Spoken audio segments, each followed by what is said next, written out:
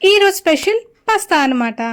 ఈ పాస్తా విషయానికి వస్తే మా ఇంట్లో ఎవ్వరు తినరు. నేను, మా వారు, మా పాప ఎవ్వరు తినరు. ఎస్పెషల్లీ మా బాబు కోసం మాత్రమే చేస్తాను అనమాట. అంటే అట్లీస్ట్ తినే వాళ్ళకైనా పెట్టడం మంచిది కదా అని చెప్పేసి వాడి కోసం స్పెషల్గా ప్రిపేర్ చేస్తాను. ఇంకో మెయిన్ ప్రాబ్లం ఏంటంటే ఇడ్లీ దోశ అనేది వాళ్ళకి అస్సలు నచ్చదు. మా పాపకు కానీ మా బాబుకి కానీ ఎందుకో అది ఆ ఫుడ్ని అసలు ఎంకరేజ్ చేయరు. వాళ్ళకి నచ్చదు, వద్దు అని చెప్పేస్తారు. ఇంకా రోటీస్ కానీ దాంతోపాటు పన్నీర్ సబ్జీ, ఇంకా చోలే సబ్జీ ఇలాంటివన్నీ చాలా ఇష్టంగా తింటారనమాట.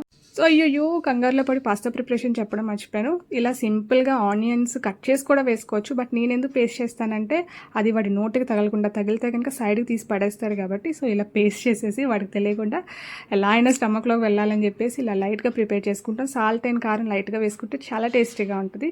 బ్రేక్ఫాస్ట్లోకి తినచ్చు, లైక్ యాజ్ అ స్నాక్గా కూడా తీసుకోవచ్చు అనమాట. సో ఇది నా పాస్తా ప్రిపరేషన్. అండ్ లాస్ట్లో కసూరి మేతి యాడ్ చేసుకోవడం మర్చిపోతూ. వీడియో నేస్తే ప్లీజ్ లైక్ చేయండి, షేర్ చేయండి. Bye bye.